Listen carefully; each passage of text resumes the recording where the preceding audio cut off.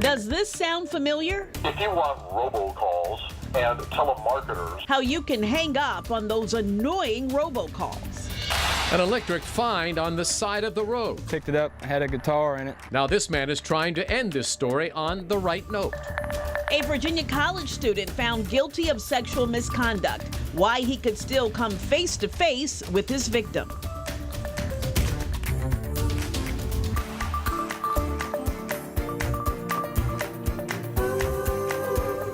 He says he's had enough. Virginia's top lawyer is going after scammers accused of using service members and veterans to put more cash in their own pockets. And that's our top story at 5:30. I'm David Allen. And I'm Janet Roach. Attorney General Mark Herring says the business claimed to be a charity taking donations for care packages.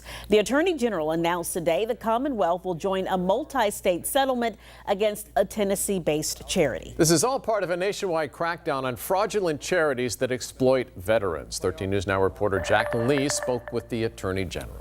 Well, David and Janet, Attorney General Mark Herring said these businesses use deception to take advantage of Virginians who wanted to give back to the armed forces community. He said the Commonwealth will do everything it can to fight back. Boasting the largest naval base in the world, patriotic pride runs deep in Virginia. But Attorney General Mark Herring said 2 businesses took advantage of that. It's reprehensible, it's despicable. One lawsuit alleges an organization called Active Duty Support Services, claiming to be a charity, which it wasn't, went door to door selling care packages. That group made more than $100,000, but court documents said staff would skim cash donations for themselves. They claimed that if you bought these care packages, the care packages would go to service members who are overseas, and that didn't happen. On the company's Facebook page, owners claimed to have stopped the package program 10 days ago, several days after the Commonwealth filed the lawsuit. When someone asked why, the organizers claimed the door-to-door soliciting team filed complaints. But Herring said there's more. Charity Operation Troop Aid, based in Tennessee, sold teddy bears and claimed a portion of the proceeds would go towards service members and veterans. Instead, it spent funds improperly. Virginia, along with 15 other states, entered into a settlement with the organization. The folks who are involved in that are barred from doing it anymore, and there are civil penalties as well. And if you think you are a victim of one of these scams, Attorney General Herring wants to hear from you. The number is at the bottom of your screen. You guys can give that number a call. And you can also ask the person on the other side if they believe that a charity is legitimate. So we'll have that number on our website, 13newsnow.com. Just click the link on my story. Live in studio, Jacqueline Lee, 13 News Now. So how do you spot a scam by those simply trying to get their hands on your money? Well, the Federal Trade Commission has some common sense tips, and here they are. They suggest to avoid any charity that refuses to provide information about who they are, what their mission is, or how your donation will be used. Here is another red flag. No proof that your contribution is tax deductible. Yet another sign, if they use a name that resembles that of a better-known group. Also, important to remember, most groups won't ask for donations in cash or through a wire transfer. And finally, be suspicious of any high-pressure pitches by those simply trying to get their hands on your money. And here's another way scammers target people: robocalls. There's a lot more you can do to stop them other than a simple do not call list. Start with your provider. The FCC says a lot of them offer call blocking technology. If your provider doesn't have anything like that, there are a number of apps like Hiya and RoboKiller, which pretty much do the same thing. And some are free, but the more advanced apps will cost you money. If you use robocall blocking technology already, experts urge you to let it go to voicemail and report the number to the FCC. Brand new details in the search for a murder suspect. Norfolk police and U.S. Marshals arrested Mitchell Grice this week. Investigators say Grice shot Robert Lucas III on Nicholson Street. That's in Young Terrace. After that shooting, Norfolk police say they stepped up patrols. Now to Hampton, police just released the picture of the man who they say robbed someone at an ATM. This was captured yesterday at the Navy Federal Branch on Hampton Club Drive. Investigators say a woman was using the ATM when the man came up and pulled a gun. He demanded the money. She handed over the cash and he took off running. If you have any information on either case, give detectives a call using the crime line. And remember, Your anonymous tip could earn you a $1,000 reward. All right, let's take you live to Centerra Norfolk General Hospital. They're celebrating a major milestone today. Work is now halfway done on a massive five-year expansion. The most striking feature from the outside, the addition of 5 more floors to the existing hospital. Inside, workers are modernizing 18 operating rooms, renovating the women's health space, and building a special care nursery. 13 News Now was there today as nearly 200 patients were moved to the new Centerra Towers.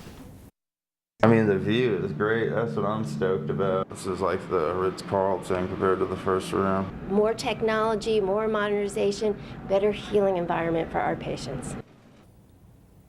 Work on the $199 million project should wrap up by 2020. We've all seen junk lying on the side of the road. But what one Virginia man thought was junk turned out to be another man's treasure. Randy Wright was driving along a stretch of Route 301 in Caroline County. Along the shoulder, he found a black guitar case. Curiosity got the best of Wright. He pulled over and opened the case. Inside, a custom-made electric bass guitar. Quick search on the internet reveals it's worth thousands. Now he's taking to Facebook, hoping it will get back to its rightful owner. I really expected it for people to jump all over it saying it was theirs and this person is that person, but so far no bites yet. And until an owner is found, Wright says the guitar will remain safe with him. If you can help him end this story on the right note, get it? You can find more information under links in the news on 13newsnow.com. Starbucks ditches plastic straws, but does the replacement do more harm than good? We verify. Virginia student horrified to learn she will spend her senior year with her attacker on campus. Tonight, the growing demand for change. And back live outside is typically the hottest time of the year, but today was downright nice. Don't get used to it, though. There are some big changes in Jeff's forecast as 13 News Now continues. All right, here's one that has a lot of people talking. Starbucks is cutting out their plastic straws, but are they actually using more plastic to do it? It's a claim popping up on social media. We had Jason Puckett dive in to verify the truth. Last week, Starbucks announced that their plastic straws will be gone by the end of 2020, replacing those old lid straw combos with these solid plastic tops. A lot of people were asking if this was a green conscious move by the company or just good marketing. And that's where these posts come into the story, saying that, quote, the new lids actually use more plastic. Well, to those of you who sent this in, thank you. We're going to find out what's true. We tracked the numbers to this original post by Reason.com. The author used a scale to weigh the different cup straw combos to get their numbers. But at Verify, we test things ourselves. And while the numbers were different, the new lids did weigh more. The claims this new lid uses more plastic are verified. But it's important to note that doesn't make it worse for the environment. We reached out to Starbucks themselves, who told us these new lids are 100% recyclable, while their straws weren't. It is a better product for that, absolutely, hands down. Polypropylene is one of the best and least toxic. Expert Bonnie Montaglione says this is still a meaningful move. Especially the two that they were using were much more flimsy. So they're going to break up much faster. So it's all about the longer longevity it has and have a greater opportunity of collecting it, and less possibility of it breaking down into smaller pieces. With your Verify, I'm Jason Puckett. Back to you. Well, anytime you see something you're not sure about on social media, remember the Verify team is here to help. Send us those questionable posts and we'll work to get answers for you. You know, it's just a shame to see something like that happen. All right, that's what neighbors in one Virginia town are saying as a Confederate controversy fuels a vandalism spree. Budget surplus, why the state isn't returning your money and why they say it will save you in the long run. Those stories and more as 13 News Now continues on this Thursday night.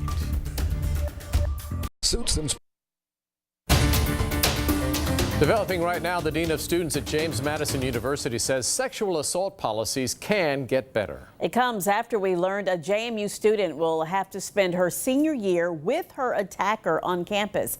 It's a story you'll see all new at 5:30. Gabby Gainsforth says she fears she'll have to come face to face with her attacker on campus during her most important year of college. The male student was found responsible for sexual misconduct. He was suspended but not expelled. In a statement to JMU's student newspaper, Dean Josh Bacon says, quote, "I think students who sexually assault someone and rape someone should no longer be in an institution. They should be expelled." A spokesperson for JMU says Bacon was speaking generally on sexual misconduct, not specifically about JMU's policies. But we're told JMU is always revising their policies, and Bacon plans on meeting with the Student Government Association. Student leaders at JMU are proposing changes to the university's sexual misconduct policies, including stricter punishments. Those policies have not yet been drafted.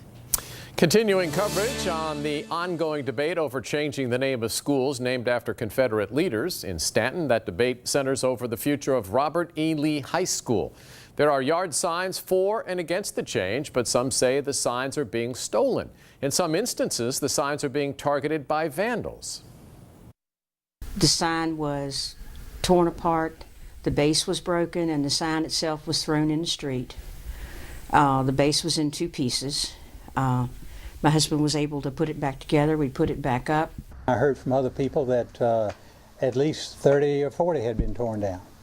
So somebody went through, maybe a group, and did a number on the signs. Just last night, signs supporting the name change had their signs vandalized. Someone took spray paint to the signs, leaving behind an X. Stanton police said they don't have enough information to find out who might be doing this, but they say they have extra eyes keeping watch. Albemarle County is preparing for the one-year anniversary of the deadly Unite the Right rally. In a letter sent out by county leaders, a regional emergency operations center will be activated from August 10th to August 12th. Law enforcement from Charlottesville, Albemarle County, and the University of Virginia will work together to coordinate safety efforts. All right, all new at 5:30, a new undersea link between Virginia Beach and the world. It's time.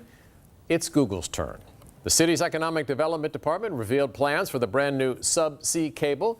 This one would run between Virginia Beach and France. It is Google's first private transatlantic subsea cable. Another subsea cable runs between Virginia Beach and Spain. Microsoft and Facebook funded that project. A Spanish telecom company runs it. Nice night to be along the water as we look live at the Elizabeth River from our sky view atop Nauticus. The next few nights may be completely different. Jeff is tracking some big changes that are moving in. Jeff? Yeah, not quite as much of a change tomorrow, but definitely we've been talking for a while. Once we get into Saturday, you're going to notice some changes. Right now, sky view down at the ocean front showing literally, I don't see a cloud in the sky. That calls for some showers nearly every day, or at least the chance. All right, Jeff, thank you. Well, last week we told you Virginia raked in an extra $500 million from taxpayers last fiscal year. But that money isn't going back into your pocket. Instead, the state constitution requires the state to put most of that extra money into the rainy day fund. Right now, that fund has around $1 billion in it. It's used when the state falls on more lean years, like during the recession. Last year, Virginia had more people working than expected, and they were making higher salaries.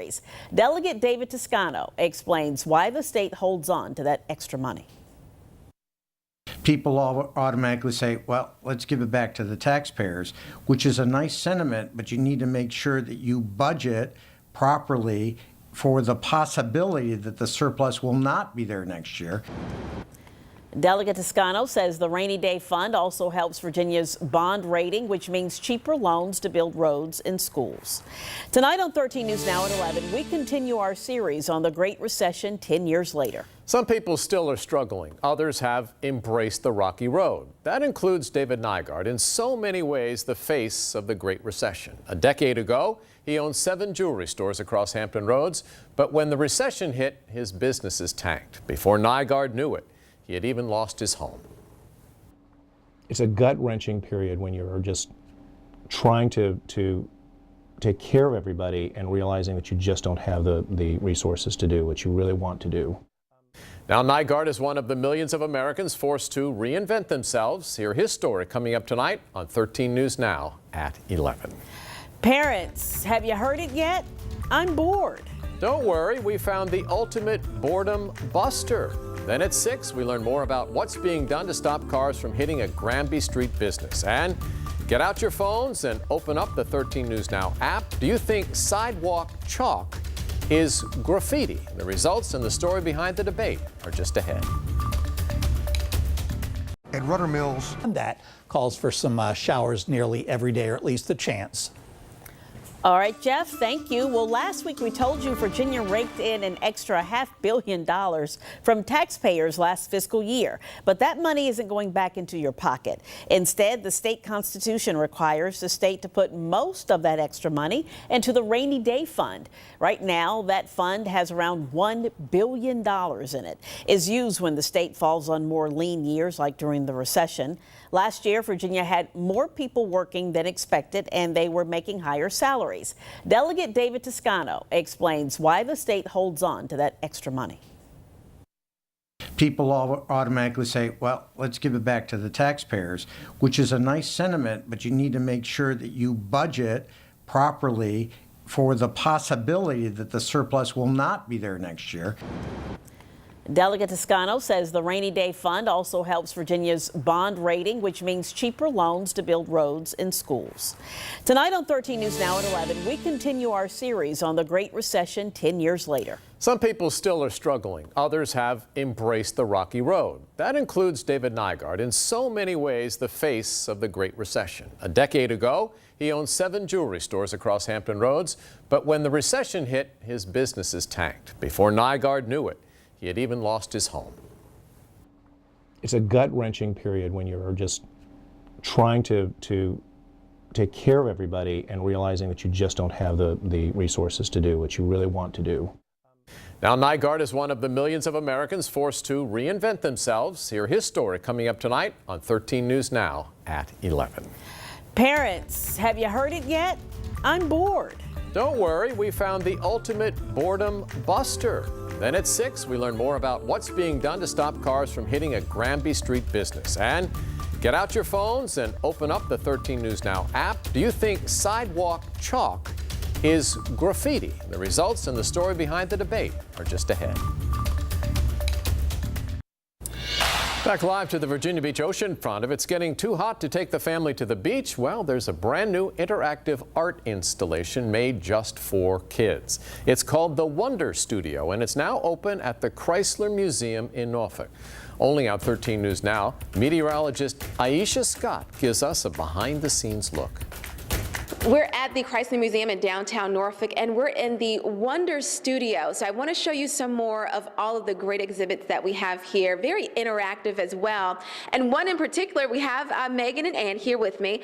So talk to me a little bit about Colorscape. What can people expect? So Colorscape is one of our digital activities. So it's basically a way to create art with your body that's all being done by body cameras and projections. Awesome. And Megan, you're going to show us how this works, right? So tell us what she's doing. So what Megan is doing is just moving around the Colorscape. You can move quickly, you can move slowly. You'll see that the cameras and the projections pick up and add a signature color to her every movement. If she comes off the floor and starts again, she will be another color. And it really responds to how quickly you move, how you move. You can hop, you can wave your arms, you can twirl, all of the things that, as viewers know, kids love to do. And the more people that are on it, the more people that are interacting, the more fun, the more colorful, and the more creative it is. And make art. All right, and we have another exhibit that we really want to get to as well. So, Megan, you're going to talk to us about this one. So we'll walk over this way. This one is all about drawing, and kids can draw on art without feeling bad. Is that right? Exactly. Okay. So this is a really great way for kids to create, to manipulate, and to experiment. And they're doing it all digitally, and they're doing it with our works of art. So what we have is just under 200 different digital images of our works. And you have something very similar on the screen to what you would see like in paint, right, on your computer, where you can pick a brush size, pick a color from your color palette, and you can really manipulate, add, take away, and make these works of art maybe what you've thought they they've always should be or what they should look like. So you can draw, experiment, create, and really get in touch with your creative side. And when you're done creating, up here on our projection walls, you'll see your work of art in the museum for everyone to